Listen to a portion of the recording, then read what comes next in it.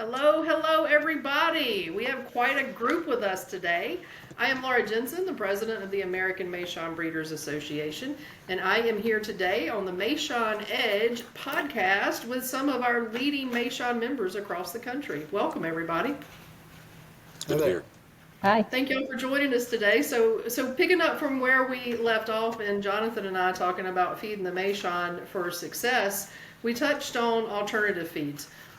So I wanted to bring on some other people. I know I'm the oddball here. I'm the one with the conventional boring. I get Nutrina feed and I feed dry grain, but it works for my program. The other three have some really great things going on in their work and what they're doing with the Meishan. So let's get some introductions going, and then we will dive into what's going on. Jonathan, tell us who you are. I'm Jonathan Kemmerer, and I run Oddbird Farm in Northwest Missouri.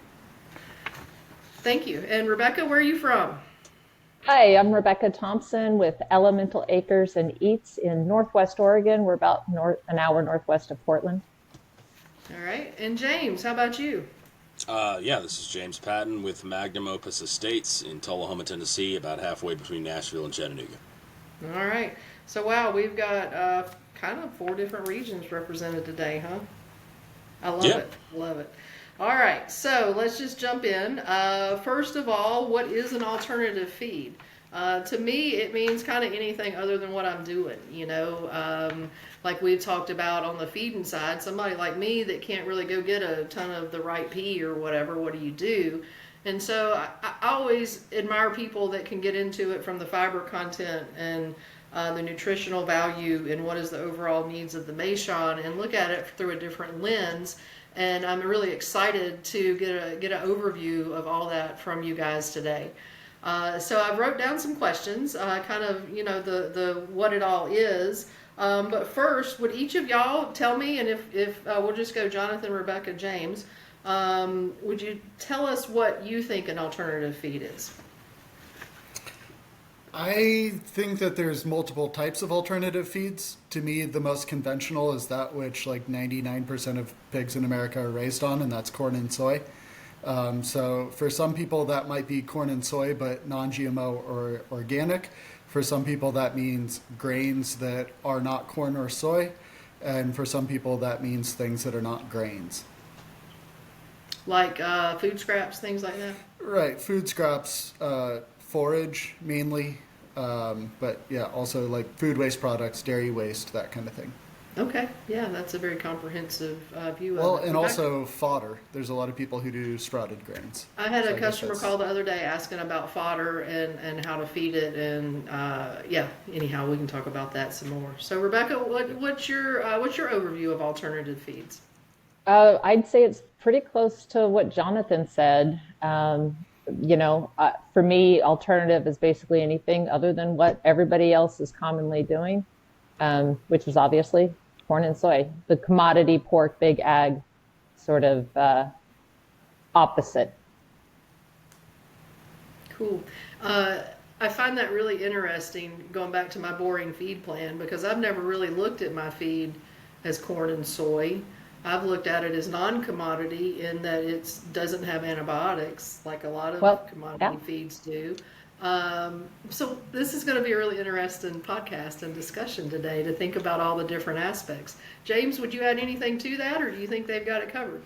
No, I would add. I think they're over the target. Sure.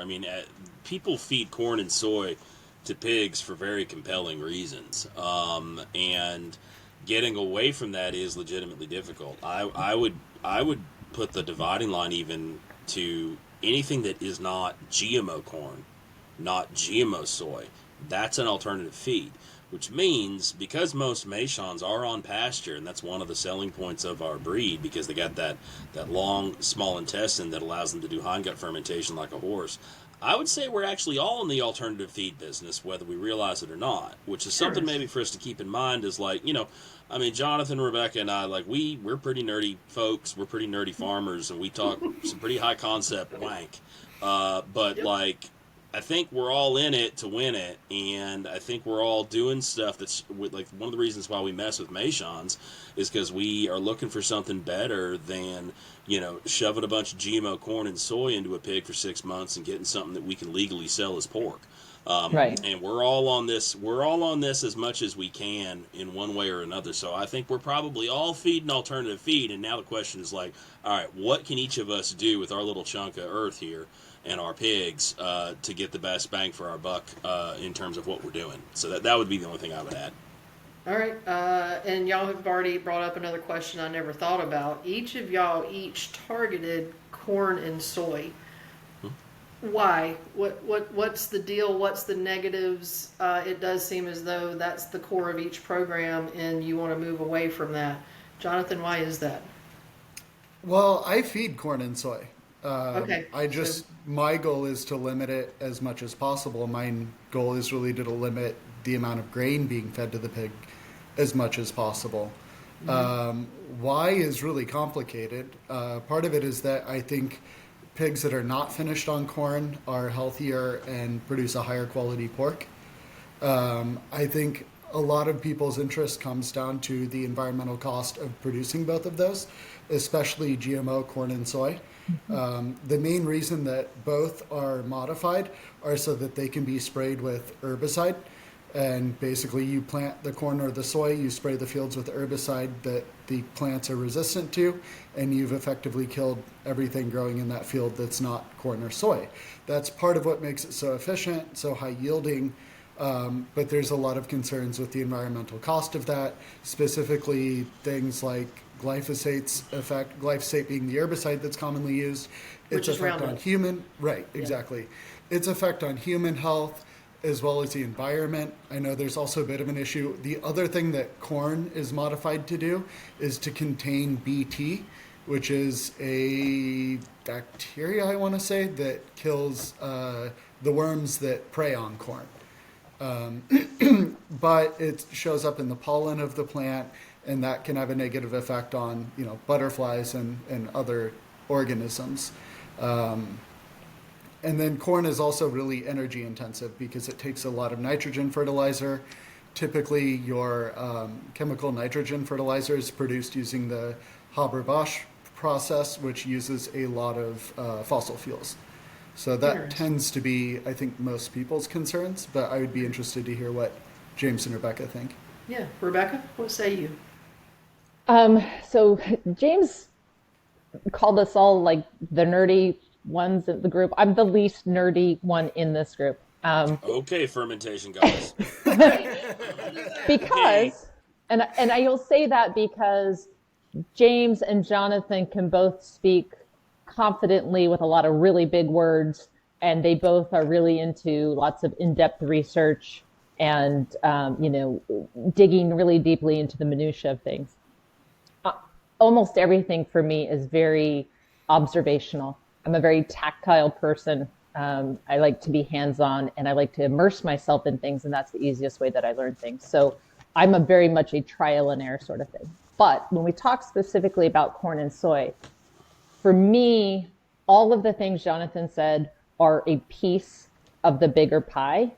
But as a military veteran and the descendant of a Vietnam veteran who suffers from a myriad of massive health concerns caused by exposure to Agent Orange, for me, all of those things Jonathan mentioned, it's more about the cascade effect. Glyphosate in particular, Roundup in particular, its chemical relationship to Agent Orange. I care very, very much about what winds up in my body, my family's bodies, through the food we consume. And so I wanted to just completely eliminate that from the picture. And when looking at alternative feeds, the second piece to that coin, so to speak, is what is local, what is natural to my region, what is grown around me, that can be sourced without increasing, the use of petroleum products because it's hauled halfway across the country. I don't live in the Midwest where our major crops are corn and soy. For people in the Midwest or the heart of this country to try to do what I'm doing out here, that's very difficult because they're not surrounded by wheat fields and pea fields and oat fields like I am. So That's actually what we speculated, Jonathan, in the last episode, excuse me, was that it is regional. Yeah. it is regional. I'm very much into the concept of a locavore diet, eating what's local to us, what's seasonal to us, what's in season. We don't eat tomatoes year round because tomatoes don't grow year round. In fact, that's a whole nother conversation to have with Mike because he refuses to do BLTs anytime other than when our local farmers can provide organically grown heirloom gorgeous tomatoes that do the bacon justice. Let's put it that way. Okay, but I'm getting off track. Yeah. So Well, who would we be if we didn't? But anyhow, keep going. that's true. So first of all, I wanted stuff that was non-GMO. I wanted to use a feed that uses ingredients that are grown in our local region by local farmers. I wanted our feed to contain ingredients from people who cared about the soil and their impact on it in how they grow what they grow.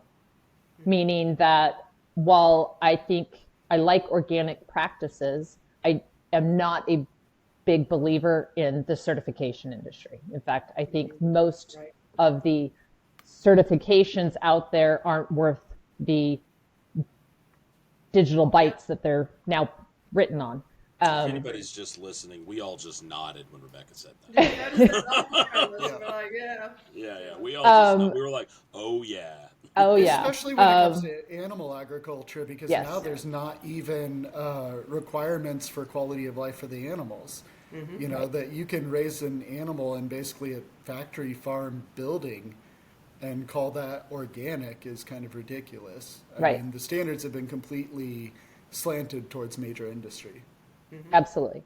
Yeah. So it's more important to me that those ingredients are sourced from people that real conversations can happen with. So when I say that our feed is primarily consists of wheat, peas, oats, that are all grown within an hour of the place where our feed is made, and that I can say with a high level of confidence that our wheat or the wheat in our feed is glyphosate free, it's because the person who is grinding that feed and mixing that feed for us, which they do the day before we pick it up typically, has had one-on-one individual conversations with the suppliers of that wheat who say, we do not use that. And that he has a relationship with those farmers that is strong enough that he feels confident in looking us in the eye and saying, that wheat is glyphosate free. Those relationships and those conversations are what's really important to me. And that, to me, carries a lot more weight than a stamp or a seal of approval from some governing body saying, oh, that's organic. So that was a big factor. Our feed. We're gonna go back to that one in just a minute, Rebecca, the what and the why. I think you've got that one. Let's just stop on the corn and soy. Let's get James' opinion on why no corn and soy, and then let's get back into the what and the why, if that's okay. Sounds good. Sure. Thank you. Yeah, I mean they covered a lot of it. I would put my reasoning on it into sort of two sort of buckets. One is there's reasons I know why I don't want to feed corn and soy, and then there's reasons why that I don't know. And the reasons I know is I'm trying to limit, and when I talk with my feed nutritionist, we talk a lot about this. I'm trying to limit the omega-6 fatty acids so that I can, because I know we get omega-6 fatty acids everywhere. It's all through our diet from the seed oils. And, dude, I'm growing lard. Okay, so if I'm here to grow lard, I'm here to grow a better fat for myself, my family, my clients, my friends. And if I can deliver better omega-3s, I want to be doing that. Now, I think I'm getting there. I don't know. I got to pay for some pretty fancy, expensive tests first before I can really say that out loud with my mouth. But, I am springing for fish meal in my organic feed. This is easier said than done sometimes. I mean, I would love to do what Rebecca's doing. Not least because it would probably be vastly cheaper. I think she's beating me by like 10 cents a pound on her Wow. feed. It's outrageous. I gotta change something eventually, but I'm gonna get my metrics first on quality, and then try to figure out if I can do it cheaper and compare that to my benchmarks when I do more tests. Right? Like I think I can replace my fish meal with minnows that I grow in my own pond. I bet I could do that, and I bet that would have a heck of a really good thing, and it would probably save me a boatload of money. But it is impossible for me to get in-state corn and soy feed, as far as I can tell. Corn and soy free feed, because there's not enough demand for it, because not enough people in Tennessee grow pigs anymore. They used to a couple generations ago. That's why we got all the barbecue tradition and everything else, but now everybody just gets their pork from the Midwest. That's starting to shift and change as people want to know their farmer, want to be their own farmer. But yeah, I've had to get my corn and soy free feed has come from Alabama, and currently it comes from Kentucky. And the reason why is because folks who have small, like home family run feed mills can't move enough peas fast enough to justify dedicating the silo space to it. And so everybody's stuck in this soy-based paradigm. Fortunately, I buy enough feed that Kentucky Organic Farm and Feed is willing to make the haul. So, and I'm not the only guy on their route down here. I found out they already had routes coming down here, and so if you're in a place where it's hard to get this stuff, do cast a wider net. You might be surprised at what you find. Interesting. And then the other thing was all the stuff I don't know. Before I move on, just real quick, and this dovetails a lot with what Jonathan was saying about the effects of a soil microbiome, the effects of having multiple species in your pasture or rotating pastures. If we put something in there that kills worms that eat corn, what other worms is it killing? Right? Because you're supposed to have bacterial eating and fungal feeding nematodes in your soil that digest the bacteria that digest the rocks. Right? If you have the right little beasties in your soil, they digest the bloody rocks, and they put biotin, not biotin, but like selenium and chromium and boron and like all these micronutrients that you need into the plants. But before it goes into the plants, it goes into the bacteria, it goes into the fungi, and then they have to be eaten by another trophic layer. They're predators, the nematodes, the microarthropods, everything.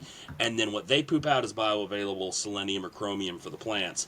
The plants eat that goes into your pigs, that goes into your kids, right? And that sort of soil microbiome thing is a big issue when you start having the reasons why they're genetically modifying these organisms to make them better for monoculture stuff. So, and my point is we don't know all the effects of that. Yeah. But I think they're probably not good. We're concerned where we've got bad health numbers as a nation compared to, say, Europe, where their wheat proteins, their gluten is different. You got all sorts of people over here with gluten sensitivity. They go to Italy, they eat all the pasta in the world, and they don't have any problems. They come back here, they lose 15 pounds, in 3 months. Eating all the gelato in the world, all the pasta in the world, all the bread in the world, and they have no problems in Italy, and they come back over here, they blow up, they have health problems, it's irritated, they have a bad time, and we're not 100% sure where we took that wrong left turn at Albuquerque when we were trying to, fight the Great Crusade for shareholder return for Monsanto, but, somewhere we made that wrong left turn, and so that's why I'm trying to get back to a more hands-off, try to let the ecosystem do what it does style of farming as much as I can. Very interesting. And who is game for 3 months in Europe to find out? Oh, yeah. Don't throw me in that Can I go back? patch. Absolutely. Right, everybody is, yeah. I volunteer as tribute. Yeah. All right, so let's keep going. This is such an interesting podcast, and I just feel like every time each of you folks talk, there's just so many different directions and things to learn. So it's very exciting to me.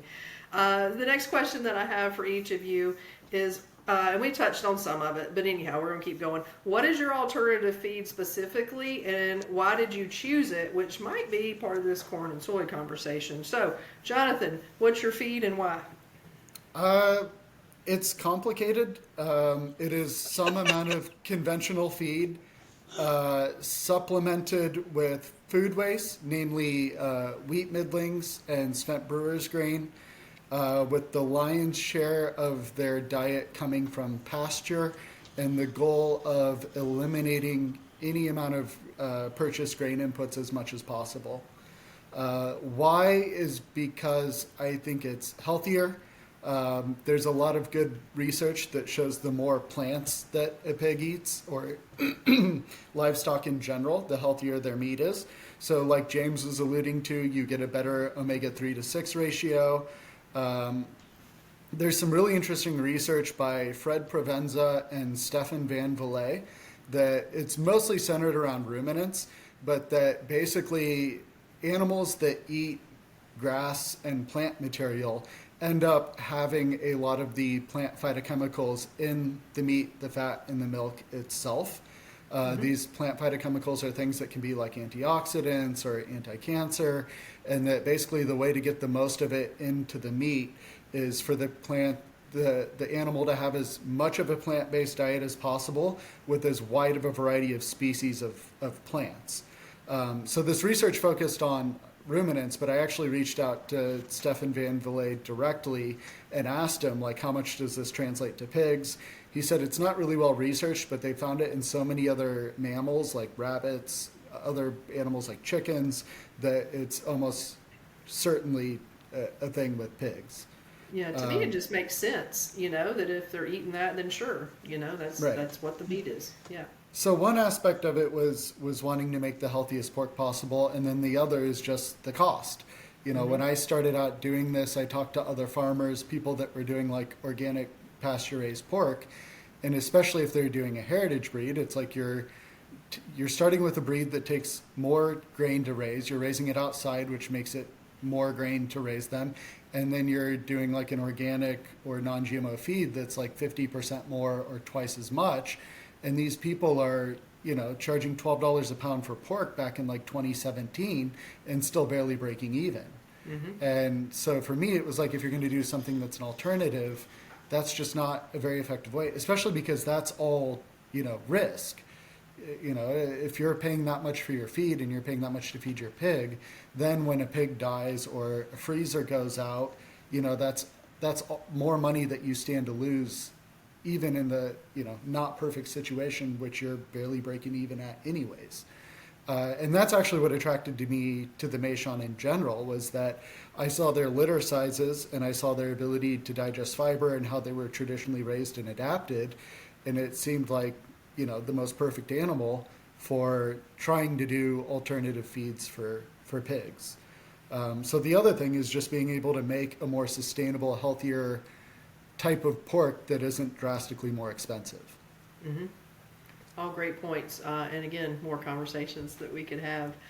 Rebecca, I know you kind of went into your what and why some. Is there anything that you'd like to add to that? Well, I mentioned that our feed is predominantly wheat, peas, and oats. It does also have a organic canola meal, and that's the one place where organic is important. We grow a lot of, rapeseed plants out here, specifically for canola oil. And so in that regard, he does source one that he knows is organically grown, which kind of brings everything else full circle. It's the meal, not the oil. I think that's very important to distinguish. Hugely. And I oftentimes, when I'm telling people what our feed is, they assume it's the oil, and it's not, it's the meal. So on the nutritional breakdown for our feed, it is an 18% protein, but it's less than 3% fat, or a maximum of 3% fat, and 6% fiber. And it has a swine-specific mineral and probiotic enzyme blend added to the ground product. So those things are important because you got to make sure you got the right minerals, right? Even if they're out on pasture and they're able to forage, there's no guarantee that every piece of land out there is going to have the right mineral content. So I think that it's important to make sure that you're providing the right mineral nutrients for your animal, or you won't have healthy animals. I do supplement with a biotin powder, specifically for our breeders. I don't do that with the ones we're growing out just for pork, because we haven't seen the hoof cracking or those other issues that are caused by a lack of adequate biotin prior to 12 months of age. And since we typically harvest between 10 and 12 months, I don't waste that extra cost on the ones that are just being raised for pork. And then we ferment. So I probably have the most labor intensive program. And yes, but James, you have farm hands. You have employees. I do. And I do not. No. So, that's a very important distinction. Yes. I am very blessed to have various volunteers that do help out from time to time, but on a general basis, I am the primary person doing most of the hands-on farm work. My husband, Mike, does help, obviously, but his primary focus is on the meat side of the business and running our food truck, which is a whole nother conversation. But we mix the dry ration for each of our groups in 5-gallon buckets with hot water. And the hot is important because that is how we kick off the probiotic fermentation that we do overnight. So I think if we have a deeper conversation one-on-one about when we get deeper into our feed program, I'll try to have some video or pictures to show that. But and we feed twice a day. So we feed half of the daily ration in the morning. Usually my goal is that we're feeding about an hour after sunrise. And we feed half the ration in the late afternoon or evening, depending on the time of year. And my goal is for that to be within roughly an hour of when the sun is going down. And the reason that we do that, especially with the younger ones, we've changed that a little bit with some of our older grow outs. But with the younger pigs, the babies and stuff, they've got a small tummy. And I don't want them to consume everything because of competition as they're all trying to get their piece of the mash.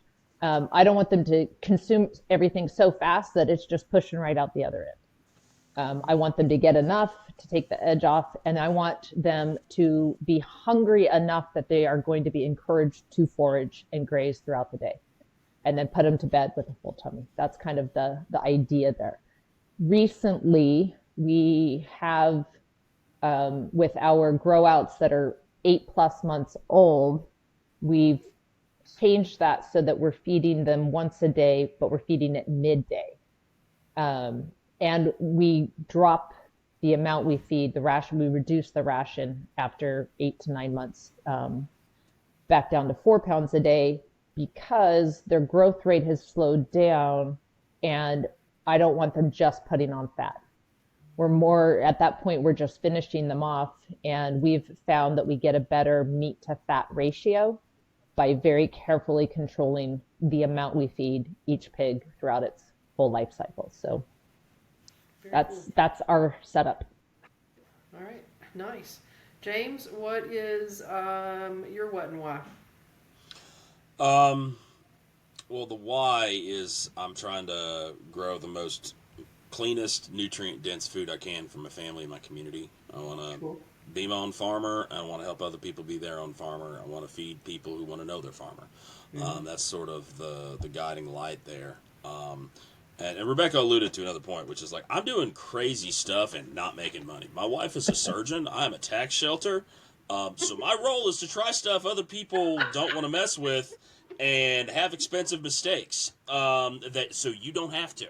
But that said, I come up with some good stuff along the way. I think fermenting feed is a great thing that actually doesn't add a ton more labor, although I'm not doing it with hot water the way Rebecca is, and maybe I should be. And then I got to think about, like, okay, so now I need to, like, make sure that I've got a good softener hooked up to the well water. It's like I'm rethinking a bunch of stuff now, right? Because so I may have a bunch of infrastructure stuff I need to mess with to be able to get to Rebecca's hot water fermentation thing. So I'll ask her later about fermentation science 101. But what I'm feeding is I feed a custom Meishan mix from that, because they had the Kuni mix, and then they started altering it for me. And I'm like, why don't you slap the Meishan mix label on there, man? So if you live within striking distance of I think Elkton, Kentucky, where Kentucky Organic Farm and Feed is, you could buy my feed for like 45 cents a pound. And the thing, like as I said, it's rough, but it's organic barley, organic peas. It's all organic, right? So whatever the cert is worth, right? Which we all like pulled a face about that earlier. But it's barley, peas, wheat. I've got sunflower meal instead of rapeseed meal, canola meal, like Rebecca does. And what we're looking for with that meal there, guys, is we're trying to, because it's a byproduct of pressing the oil out, the oil is what's going to have those omega-6 fats in it. And so, I don't know, but I suspect what Rebecca's nutritionist is looking for there is, I think it's probably lysine, trying to round the bases on and tick the boxes on a couple of those essential amino acids. And the sunflower meal really helps that for me. I also add fish meal to try to sort of diversify the diet a bit, and also pump up the omega-3s. That's probably where a lot of my expense is coming from, which, as I said, I have ambitions of backing that out and trying to grow my own minnows. And Paladin swine mineral, Redmond salt, and kelp. And Redmond salt, man, I use that in the retail store. That's fantastic stuff. I free choice that. I will say to the minerals are important, especially with Meishans. I had a sow die because we were relying on too much minerals in my forage, and apparently my chunk of Tennessee is low in copper. And so I sent the sow into the state vet, came back with a heart attack secondary to copper deficiency. And she had just had a really big litter, and basically, I ended up, the story I've got with all the tests and everything that I paid for is she pumped all the copper she had into a really big Meishan litter and then died thereafter. And that is definitely something you do not want to be just going down to your local co-op or your Tractor Supply and grabbing a generic livestock mineral and say, yeah, I'll slum it for a while, it'll be okay. It will not be okay for your breeding stock. Get a proper swine mineral. And then to Jonathan's, some of the stuff Jonathan said, I have an alternative perspective, sort of. I don't know. It's maybe just another dimension. And I don't know that it's like a pistols at dawn, sir, type of situation. But he's talking about like eating plants. My philosophy is actually kind of different. I want to feed my pigs animal products as much as I can. Because they are omnivores. Jonathan said a lot of the research he was pulling from was actually done on ruminants. And yeah, cows aren't designed to eat fish, I also feed grass-fed milk. What are y'all feeding for hay, by the way? Hay is, if we're saying GMO corn and soy is what is standard and everything else is alternative, what are you guys doing for hay? I'm on a grass hay now, but I'm going to start to diversify. Hopefully I'm going to try to feed like a Timothy hay. I do both, like grass hay and alfalfa hay. Okay. And I honestly don't know if I would feed that much if I wasn't in the right situation. I have, where I live is used to be tobacco country, so my farm has a big tobacco barn. So I've got a lot of storage space for hay. And we've also had kind of like a bumper crop of hay for the last couple of years. So whether it's free stuff I get from the family farm or other people in the area that are just come pick this up, I've been able to access very cheap and free hay and have this space to store it. But I do like the way that alfalfa feeds to pregnant sows. Okay. For some reason, pregnant or lactating sows on alfalfa just produce crazy milk. And I basically give them as much grain feed as they want and free choice of the alfalfa. Nice. Yeah. Mine is Bermuda fescue from the horse farm down the road, round bells. I use it for bedding. Of course, they eat it, but it's not really pig specific. It was nice bedding. It was a great deal with a local farmer, and it just works. Sure. Rebecca, do you feed hay? we don't intentionally feed it, but we do use it for bedding. And the hay that we've had and used from the beginning is either what we were able to cut and bale from our own pasture, which is now all being used for rotating pigs. And so, year before last, we've got a neighbor who's a good friend that has a lot of different properties in the county that they cut hay on. And Mike helped him with his first cutting so that we could use his equipment and get his second cutting. Right now, I'm kind of desperately running out of hay for bedding, but it's our natural grass. And last year I think I identified 7 different specific perennial grasses growing all over our property. The neighbor doesn't spray or do anything. It's just in fact, he's not even seeding. So it's just what's naturally growing the native here. But, we have a significant portion of our property that is a forested hillside. And so we're rotating primarily on pasture in the late spring to early fall. But then in the winter, we're moving them all up on the hillside, and they're in heavily brush covered forested areas.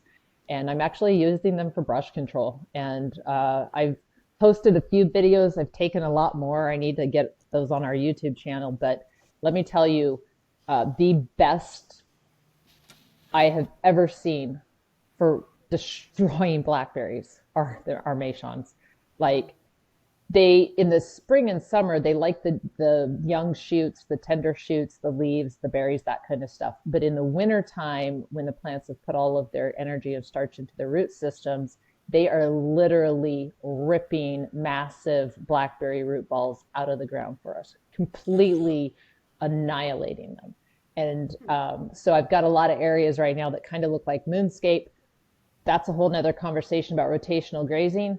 But for us, these areas were so heavily overgrown, we can't get in and do anything to work in those areas until they are completely cleared out. And our local NRCS folks have actually just been thrilled with seeing what the Meishans are doing, even though immediately after moving them out, it looks like a total moonscape. It was intentional to clean it out so that we can have a more intentional of what we're growing in there. But like literally within weeks, they can just completely clear out, a quarter acre of solid blackberry. Very cool. So that's a good segue back. I also finish on local sweet potatoes. Oh, nice. Yeah, I found a guy, local dude, buying direct from the farmer. Are they organic? No. What's he going to do? Spray under the ground? No, right. So, but he uses a fungicide every couple of years if he feels like he needs to, and if he does, I won't buy potatoes from him, right? Mm-hmm. But basically, finishing with local sweet potatoes, that's another part that I think I can take over myself in the future, growing a bunch of sweet potatoes myself. There's also interesting things with sweet potato vine that I want to dig into. My best man found a couple papers from China about how traditionally they would feed sweet potato vine to the pigs, and it would slow down the development of their reproductive tract so that it would get bigger. It would delay the onset of puberty. And I was like, wait, what? Yeah, it was like phytoestrogens, which, that's just like bro science will tell you, like, oh yeah, man, like sweet potatoes are full of phytoestrogens, man. But no, like seriously, it'll do it, and it seems to slow down the development of the reproductive tract. So it's interesting for a couple of reasons, because then you also do have this very nutrient dense tuber at the end of the season, right, for finishing. To get just to wrap up an idea about and I also have grass-fed milk. I've got a gal 20 minutes down the way from me. She grew up Amish. She makes her own butter. She makes her own cheese. I get all of her whey, her buttermilk, the cottage cheese she swung and missed at. All that ends up going into my pigs. Nice. Is it certified? Also, no. I go look at her cows. I can see, it's not a problem.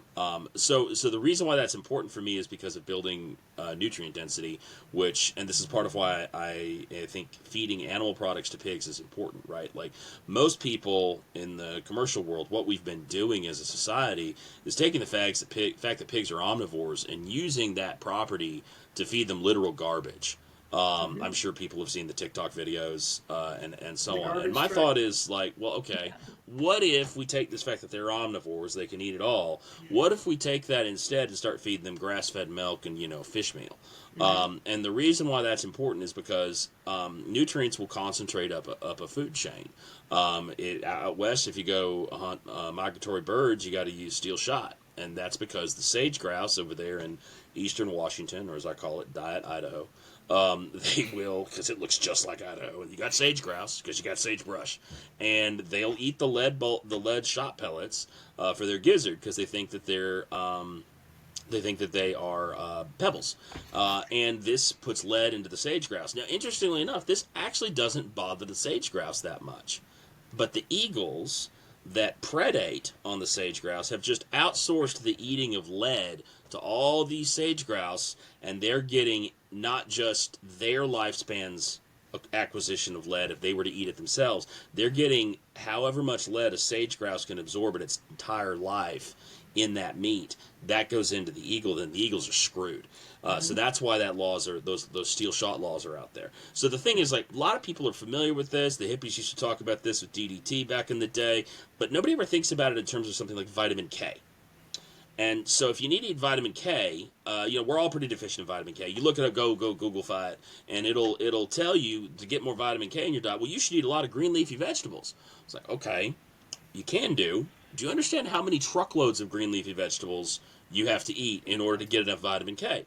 Or you could outsource the eating of green leafy vegetables to a cow, which God and Darwin got together, did a high five, and gave 4 stomachs to optimize it specifically for eating green leafy vegetables its whole life. And then you can eat spring for the grass-fed milk, spring for the butter, right? Because it's a fat-soluble vitamin. Right, so if you're getting butter fat in milk, in cream, in half and half, in butter, whatever, that's going to have more vitamin K in it. Now, that vitamin K, well, hey, that ends up going into my pigs too. They're eating pasture themselves. They're better at it than other pigs, but they're still not as good as a cow. So what I've got my Galcera's cows giving my pigs a leg up on vitamin K concentration. Now, this is all very expensive but hey, I can keep my own cows someday. I can grow my own sweet potatoes someday. I can grow my own minnows someday. That's where I'm going with this. And I think that those are bars that people can clear. And regardless of anything, I think if you work on your soil microbiome, if you put more species in your pasture, if you diversify the ecosystem in your forage, because that's another thing that we said is a non-standard alternative feed, the more species you have and the more you spread like compost or compost extract or anything else on your soil microbiome as it is grazed, the more the pigs moonscape it a little bit, the more you get greater biodiversity in your soil, then you have your food chain starts with those bacteria and those fungi. And if you don't have if you're not spraying to get rid of worms that eat the corn, then you do have the nematodes and you do have the microarthropods, and they are eating the bacteria, and they are eating, and they're concentrating the selenium, they're concentrating the chromium. Then actually what happens is the plants technically predate on the nematode poop. They predate on the microarthropod poop. And then your pigs predate on the plants. And all this goes up, and it concentrates all that nutrition up the food chain. So that's one of the reasons why I'm interested in diversifying. The kelp is another thing. There's going to be more iodine and stuff in there. Mm-hmm. It's coming from another ecosystem. Right. So and some of this, James, we're going to need to get into. Too much. Yeah. We're starting to run close on time here. You're good. But I think everybody sees the exact goal of this is that there's so much knowledge here. I'm sitting here thinking, people are either going, I got a date with Google. I never thought about it like this. Or, shoosh, wow. Look up Elaine Ingham on YouTube. INGHAM. Yeah. That's the soil food That's my web next stuff. thing is where. So where did you start, James? Where would you tell people to start on this journey? Yeah, I would Soil Food Web, Elaine Ingham, it's get to understand how compost works. Compost is not actually about the chemicals and the nutrients it produces. It's really about the biology that it puts into the soil, which is the foundation of any food chain, which ends up with your pigs as omnivorous, predators, right? They're eating it all. Mm-hmm. So I would start there. My ag consultant's name is Dakota Cohen, which is like Dakota, but with a T, T-A-K Takota. Coen. He's on YouTube as well, and he does He's got a consulting. pretty popular YouTube channel, if I remember. Yeah. He's I think I've come across him before. permaculture Yoda, man. Like, and Yeah. he'd have to be. He's up in Farintosh, Alberta. He's doing it on hard mode with a 120-day growing season, and a frost line that's 7 feet down. So yeah, I would check out what he's saying. He's talking. He grows for nutrient dense food, and he's been doing a lot longer than me, so he's way better at it. So I would check out those people. All right, Rebecca, who would you say? In the beginning, I definitely did a little bit of digging, but kind of the same way I've done most everything my life. I'm kind of a dive in head first. And see what works. Sometimes throw a little spaghetti at the wall, see what sticks. When I spent 7 years as a winemaker professionally, and people always say, well, where did you learn to make wine? And I say, well, I kind of just showed up and did it. So I'm, like I said at the beginning, I'm a very observational person. So I spend a lot of time observing the pigs, watching the pigs. I could have an entire hours-long conversation about poop. One of the things that I noticed hugely is the difference between what comes out the other end. When James drove out last year and brought the gilt out of Marielle's Blue Hill in Pennsylvania, brought our little gilt out to us, who's now a great big sow. I was kind of thrown when I first saw her manure, because it looks so different from what we see from our pigs, which is a manure that looks much more like horse with our pigs. And it's very firm. It's very, very dark because they eat so much chlorophyll because they're grazing so much. The pigs that are up on the hill and eating all those blackberries, it is black. And it looks like we have horses up there.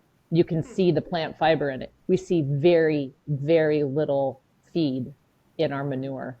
And we have 122 hogs right now, and our farm doesn't stink.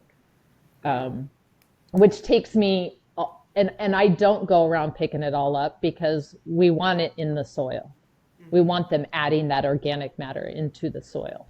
I spend a lot of time looking at poop and looking for signs of parasites because of the way that we grow things, because we don't use antibiotics, because we don't vaccinate, because we don't do those sort of things.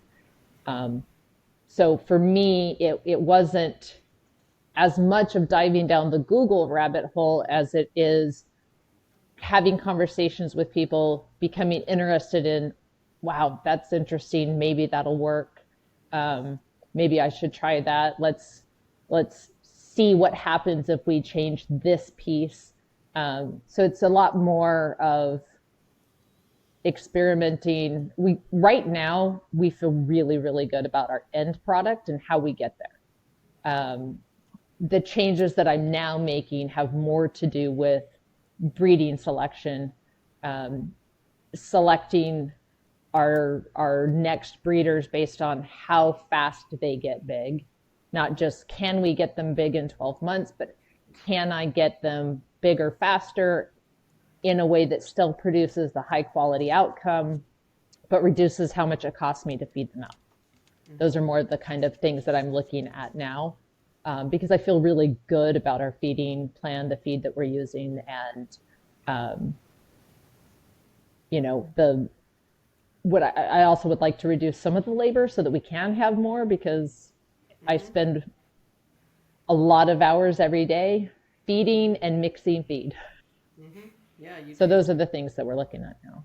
Yeah, and that was something that we said pre-recording within the group is essentially as seasoned member breeders, we've been through some cycles now. And I know, James, you may be just a little bit behind us, but I still think you've been through some cycles. Well, I'm your both feet first kind of guy. So yeah, I've done. I think we figured I'd done about 7 years worth of mistakes in 2 years. Yeah. But you were the guy. That's what I always told you. You went big, and you're the guy that could pull it off. So what I would say though, as the guy who's done that though, because I'm like a big old nerd, do a lot of homework. This is dovetails very nicely with what Rebecca was just saying. We're not working with normal pigs here, y'all.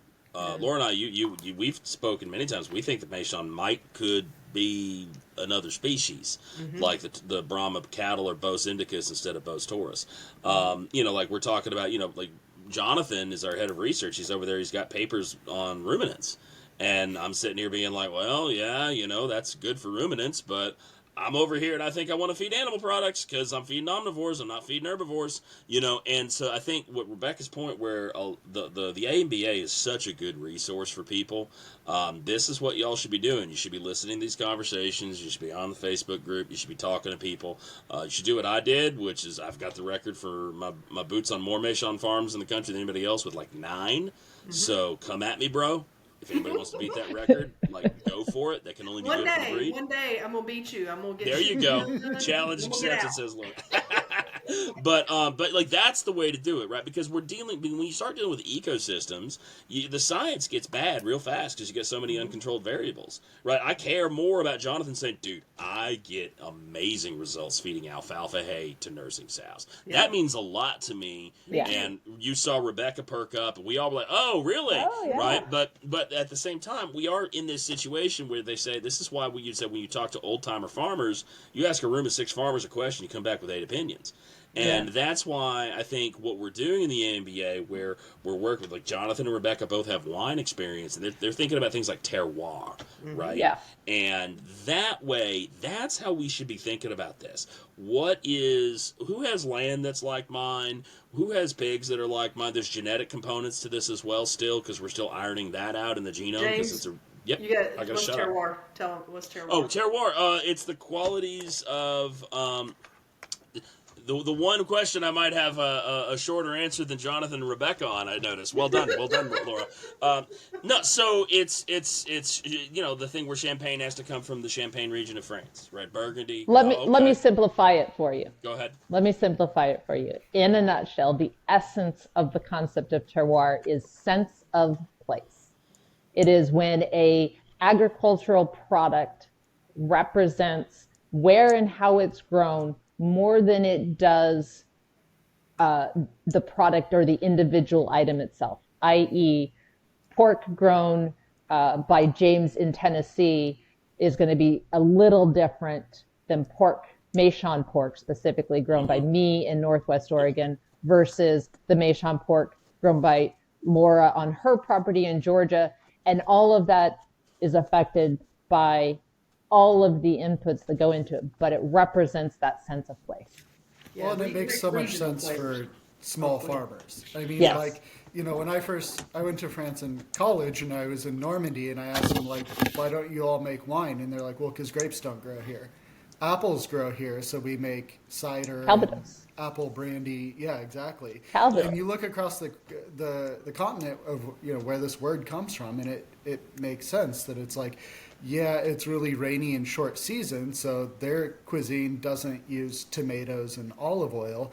They use, short season root crops and butter because it's lush and green from all the rain, and it's a great place to raise cattle. Whereas you go further south into France where it's dry and arid, and their dairy comes from goats and sheep and, animals that handle that climate well.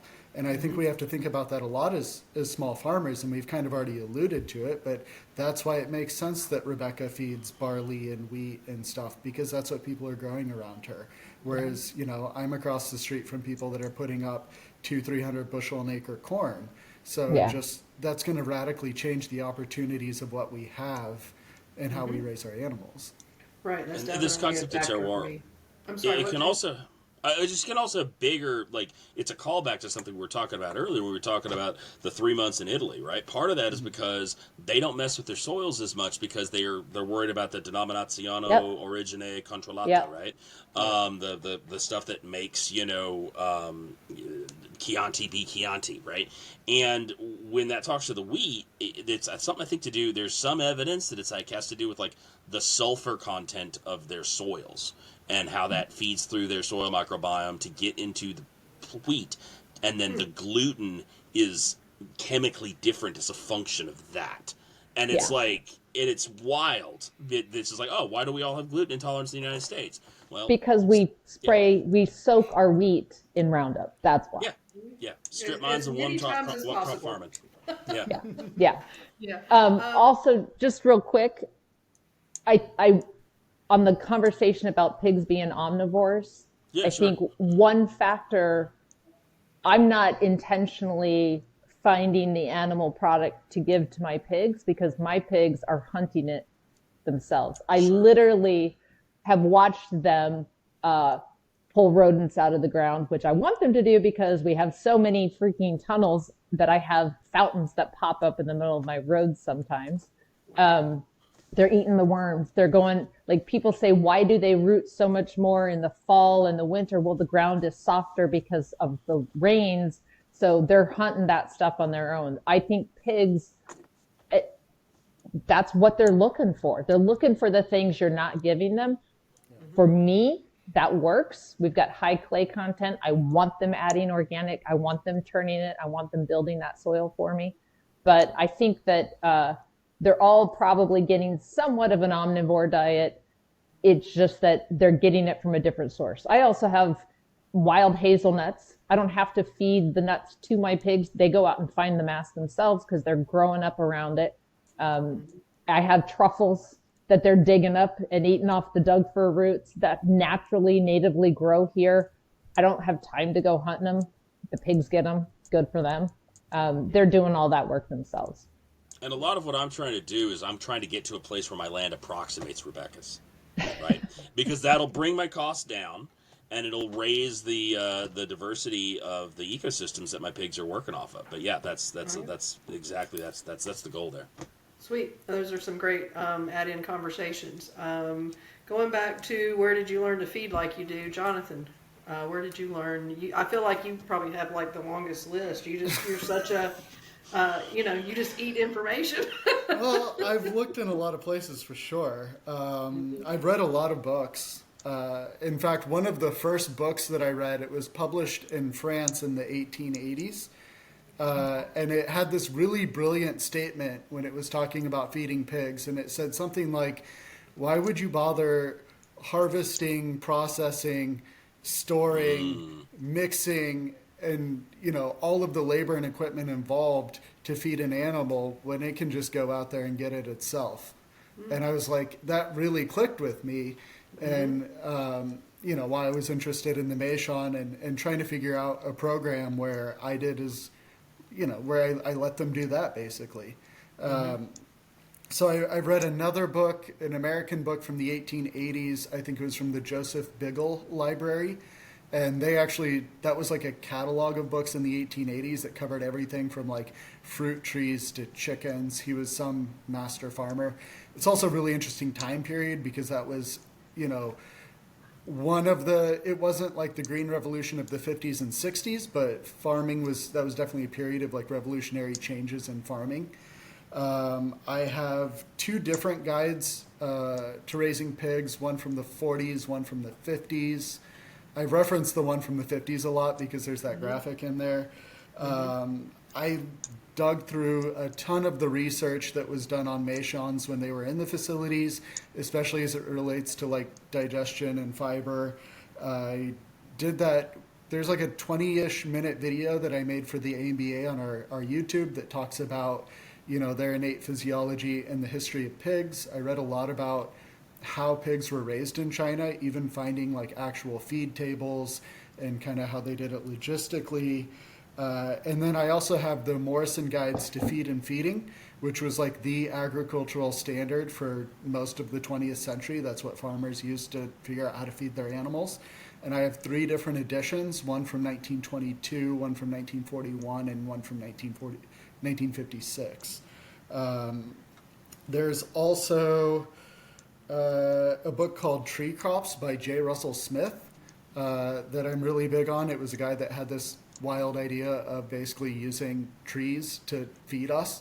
Like basically pecans would be corn, I think acorns would be wheat, something like that. But a lot of guidance on using trees as fodder. So like this year I'm actually planting about 1,000 trees. So I have like persimmons and mulberries and bur oak and a couple different species. There's a couple modern people I was following for a while. There's Walter Jeffries and John Arbuckle are some modern guys that have developed strategies around feeding pigs with little to no grain. And then I worked on a farm in southern France for about 2 weeks that raised the Porc Noir de Gascogne and did charcuterie, raising old world European pigs.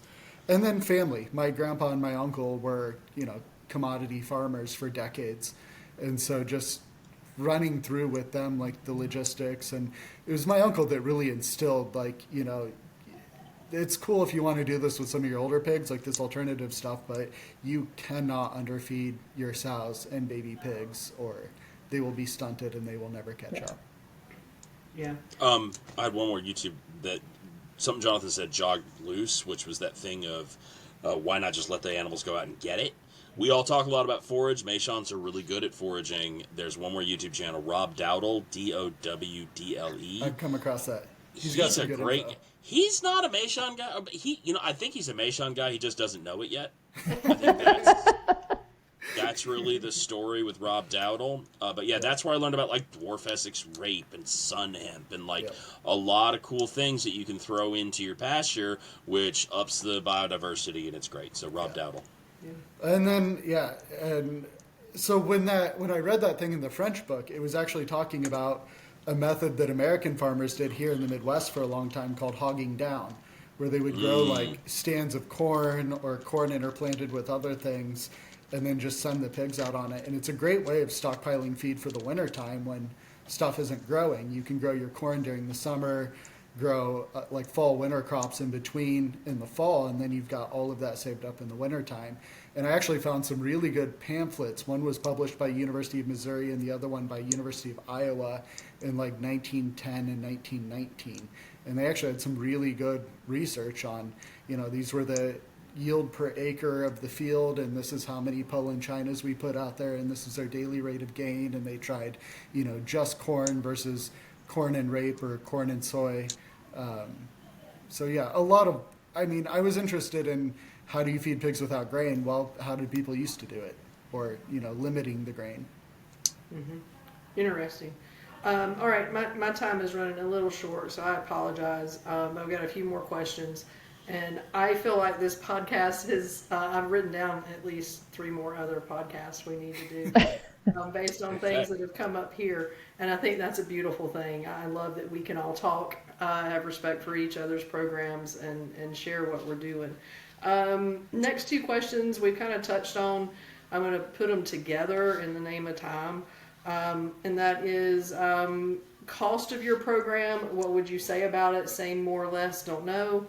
And then what results do you see from your program? Jonathan, I'm going to throw it back to you just to work down the order that's on my screen. I wish I had better numbers on the cost. It's gotten I think we all might say that. Well, it's just gotten so complicated because I've been doing the pure breeding, the hybrid breeding, and then raising pigs for meat. And so it's kind of hard to add. It also, when you're relying on pasture, it gets complicated because you're not feeding the same amount every day, depending on the quality of pasture.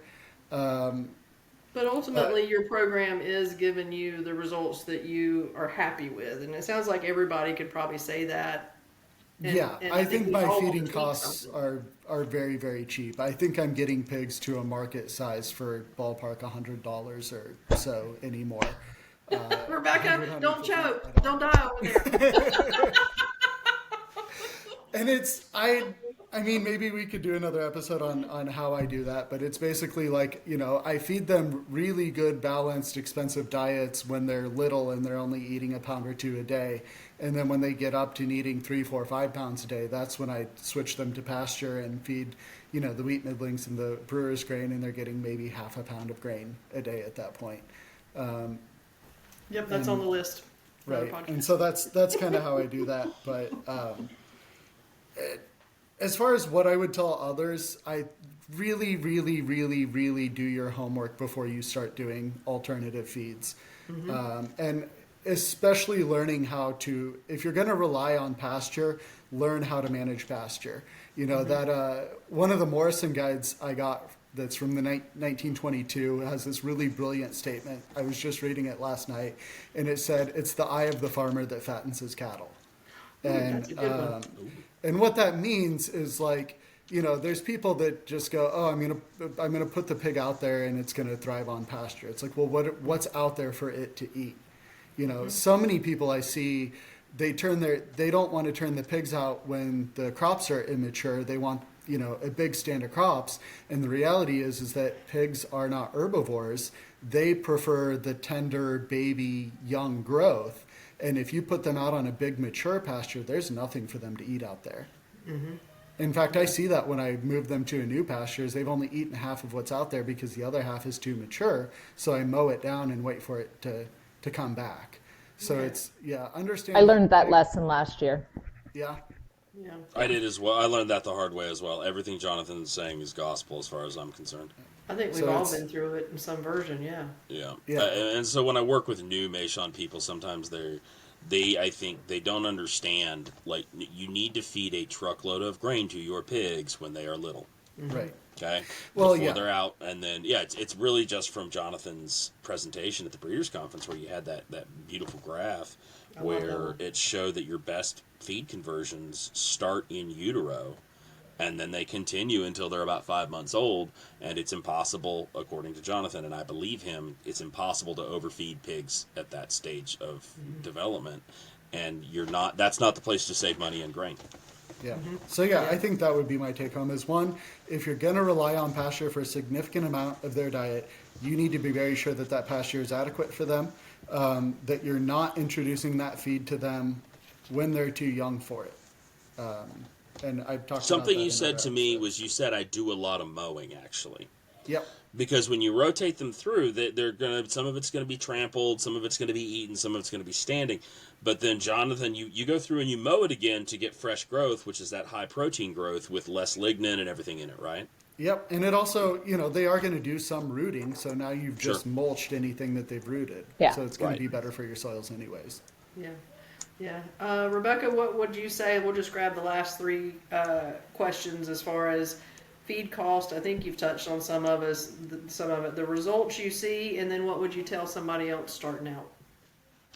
So the feed that I've described, we pay $17.50 for a 50-pound bag. And that's the 18% protein. $17.50 for a 50-pound bag. I have a spreadsheet that I've used to sort of get us a good ballpark estimation of our cost to grow out. So just feed cost to get to 10 months is about $437. To get to 12 months, it's about $550.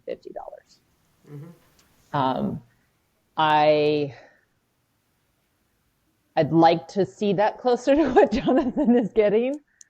But I haven't yet put a lot of money into seed for replanting. Most of our areas have had such a deep seed bank that the pigs are continuously reopening that seed bank. So most of what we have growing, the makeup has changed a little bit, but I spend a lot of time taking pictures of plants and figuring out. I think I read somewhere one time that depending on the stage of the growth cycle, thistles can have as much as 30% protein. So I don't really see weeds. I look at every single plant we see out there. I pay attention and watch, do the pigs eat it? Do they not eat it? On our forested hillside, in addition to blackberry, we have tons of sword fern, which the pigs love. We have tons of Oregon grape. They don't eat as much of that as they pull it up and use it for bedding, but Scotch broom. They don't like to eat it, but they rip it out for me. So yay. They like the smell of it. They put it in their beds. We have tons of wild chamomile. Again, they don't really eat it, but they pull it up for me or they do different things. When I talk, and I've been having a lot of conversations with a lot of new breeders, Laura, we've shipped a lot of piglets all over the country. Just shipped a boar down to San Diego yesterday, and I've got a breeding pair headed to, I think, Texas next week. So I spend a lot of time talking to new Meishan people. one, I always say, when I tell you what we're doing, I'm telling you what works for me on the land that I have, growing in the climate that I have.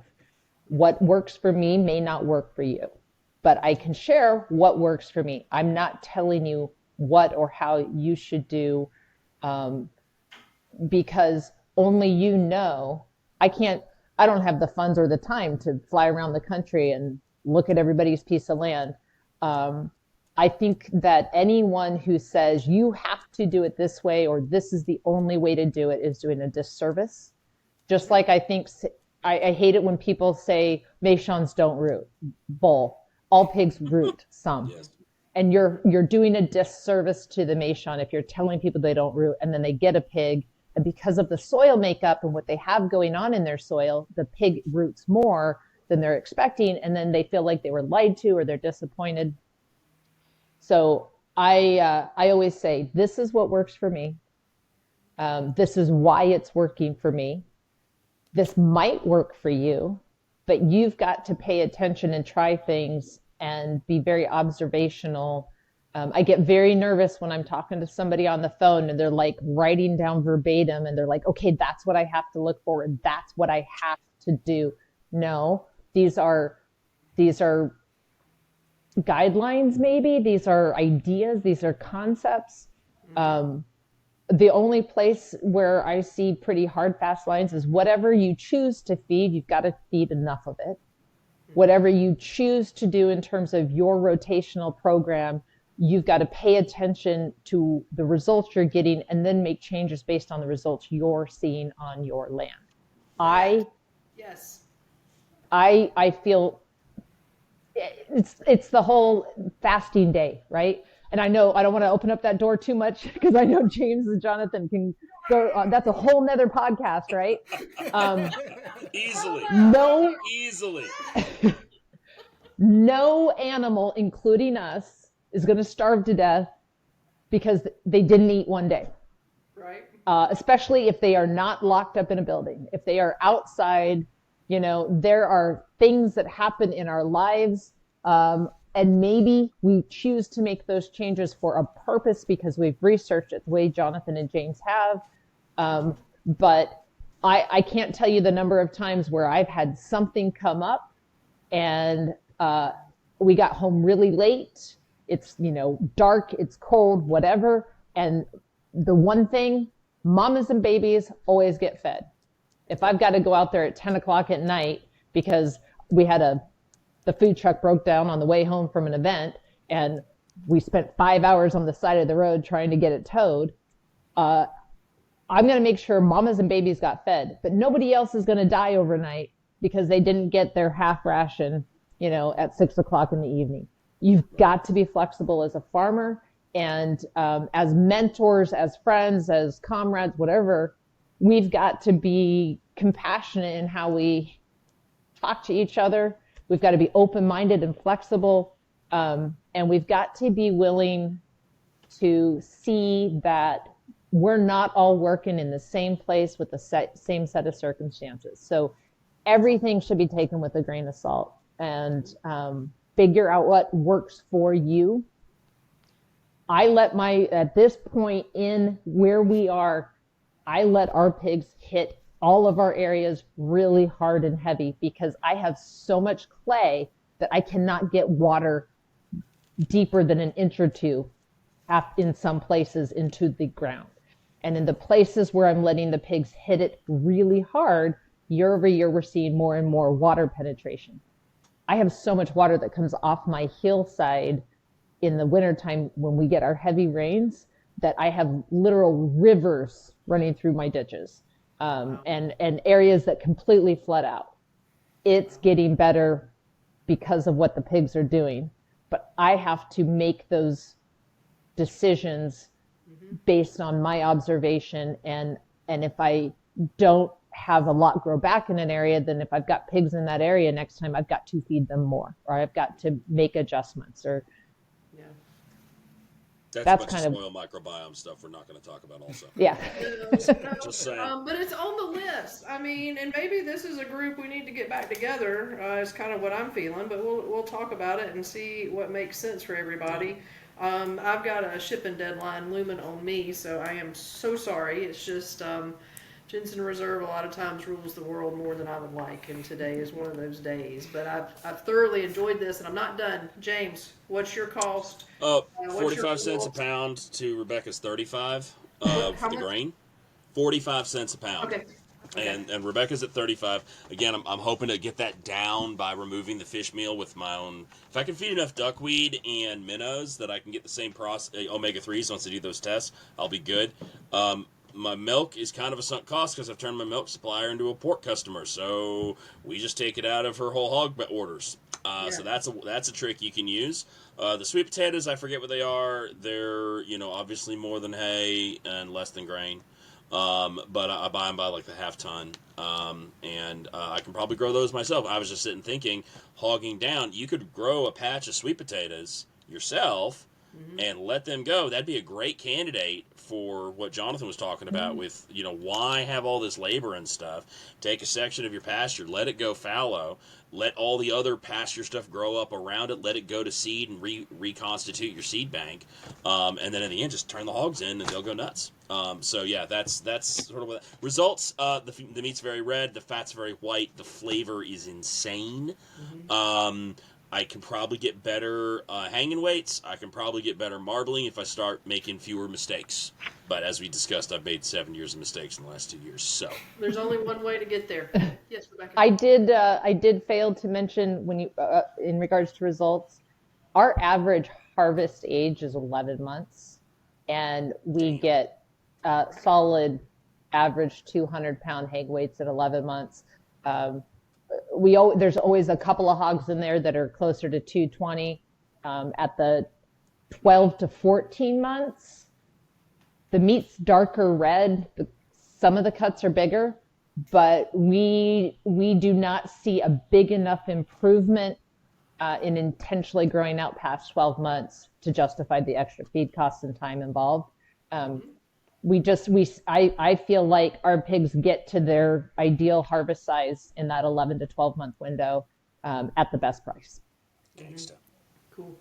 All right. So let me go over mine real quick. I mean, I know I've got the boring one, but so I'm using a Nutrina Country Grower. It's a grow out feed. It's a 16% protein. It's a dry feed, meaning it's not molasses coated. It's a 1674, I believe. Why do I choose that? Part of it's because of what I've always done. I grew up on Granddaddy's cattle farm in the 80s, and that you fed cattle grain to kind of get them where you wanted to go. Then I went into horses. They're eating machines and grain. And so for me, just feeding something grain, again, it's just ingrained in me, literally. But talking to you guys, I always learn so much. Like one of my goals on the farm this year, and hopefully over the summer, is to create a grow out area to achieve this, grow the babies to 140 on free choice feed that I've learned from Jonathan and talking to everybody else. So I think there's definitely things that I could do. It's also easy. I did fermented feed. I did whey. That was when it was just me. Right now, it's me and JR and the AMBA and 2 farm hands. And fermented feeds or feeding food scraps just becomes unrealistic to ask somebody to manage in my area. It's easier just to put the feed out. It's a great feed. I don't have anything here that can't eat it. Even the 9.5-year-old foundation boars, the 2 that are still here, they do great on it. So for me, it does everything. Cost, it's about, I need to look at the latest invoice. It's like $19.50 per bag, and then I pay a delivery fee. I think my landed, including delivery fee, landed cost per pound's about 41 to 45 cents. So I'm kind of still right there where you guys are. Labor's another thing. Just talked about the results, and I think it's just important to reiterate what Rebecca said, and I feel like all of us are on that page. We do what we do because it's right for us. One of the things, the challenges with the Meishan is people want a cookie cutter. They want me to tell them that, this pig's going to need this feed, it's going to achieve this in this amount of time, the end.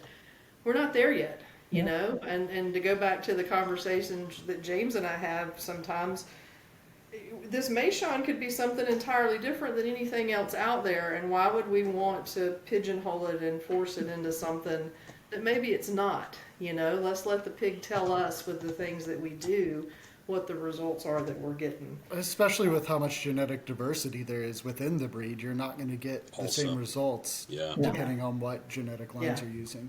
Yeah, I mean, I've seen papers about Meishan piglets' liver enzymes that they're just not like other hogs. Yeah. And I think ultimately, like, if we're talking about terroir, right, like different forages, different regions, right, different soil compositions, different soil microbiomes, if forage is a part of the Meishan diet in a major way, which I think that's kind of why we all got into it, like I said, because we got that Heingen fermentation we're chasing, it's never going to be cookie cutter. It's always going to be a function of your land and knowing what it's like and messing with it and making changes. And as boring as you say yours is, I mean, your pigs are still on pasture. They are still getting a considerable amount of their diet from the land. Yeah. And they're good looking pigs. I think the biggest challenge, there's several challenges, honestly, but for a new person, it's developing the eye. The eye for, is this a skinny pig? Is this a fat pig? Is it growing like I want? And pulling the conversations back in from Dr. Rothschild, I thought it was a lot more complicated than it was. The reality is we select what we like as a member breeder, and we do that with the Meishan. So if it's faster growing, if it's a larger hog, if it's higher litters, whatever it is, each member breeder can take the Meishan tons of directions. I think that's undervalued in terms of the knowledge of the Meishan, is just how many ways you could take it right now. So anyhow. All right, on that note, I have to go finish shipping, but I do want to take a minute, and James, I'm going to start with you. Will you tell people, again, who you are and how they can contact you if they want to talk to you more about your Meishans and what you do? Sure. My name is James Patton, Magnum Opus Estates, Tullahoma, Tennessee. You can find me on Facebook. I'm in the AMBA Meishan groups, the Make Mine Meishan Pigs groups. You can email me at jaspatton@protonmail.com. www.magnumopuesestates.com is my website if you want to see some stuff. You can get my cell phone number somewhere there, but I don't think I'm going to put it in the podcast. But yeah. I wouldn't do that. Yeah. No, thank you. Rebecca, how about your contact information, please? Again, Rebecca Thompson with Elemental Acres and eacxh in Northwest Oregon. Best way to get a hold of me is typically email info@elementalacres.com. You can also reach me through Facebook or Instagram if you follow our farm, Elemental Acres.